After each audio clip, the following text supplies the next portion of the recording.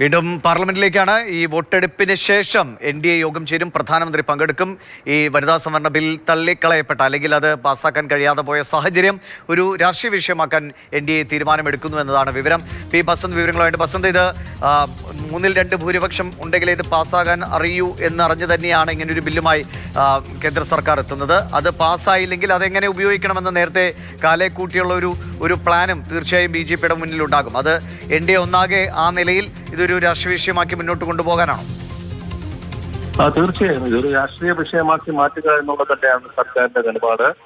NDA യോഗം ഈ വോട്ടെടുപ്പ് കഴിഞ്ഞാൽ ഉടൻ തന്നെ ചേരും. പ്രധാനമന്ത്രി നരേന്ദ്രമോദി NDA യോഗത്തിൽ പങ്കെടുക്കാനാണ് തീരുമാനം. രാഷ്ട്രീയ വിഷയമാക്കാൻ തന്നെയാണ് NDA ഇപ്പോൾ തീരുമാനിച്ചിരിക്കുന്നത്. അതായത് പ്രധാനമന്ത്രി മുന്നോട്ട് വെച്ച വനിതാ സംവരണം എന്നുള്ള ആശയത്തെ തള്ളിക്കളഞ്ഞ ഒരു പശ്ചാത്തലം ഇരിക്കുന്നു.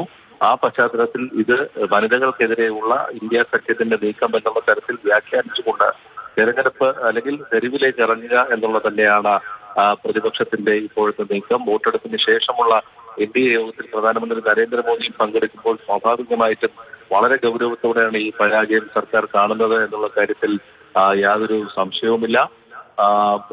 നേരത്തെ തന്നെ അത്തരത്തിലൊരു നിലപാട് BJP വൃത്തങ്ങളിൽ നിന്നുണ്ടായിരുന്നു. അതായത് ബില്ല് പരാജയപ്പെട്ടാൽ ഞങ്ങൾ തെരുവിലിറങ്ങും എന്നുള്ളൊരു സൂചന അവർ നൽകിയിരുന്നു. ഞാൻ നേരത്തെ പറഞ്ഞ പോലെ തെരഞ്ഞെടുപ്പിലെ ഒരു വിഷയം കൂടി ആക്കി ഇതിനെ മാറ്റുക എന്നുള്ളതാണ് അവരുടെ ഇപ്പോഴത്തെ ലക്ഷ്യം.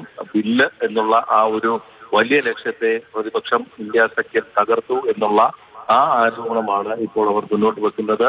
ബില്ല് വോട്ടെടുപ്പിൽ നിന്നും മാറി നിൽക്കുന്ന സാഹചര്യമില്ല.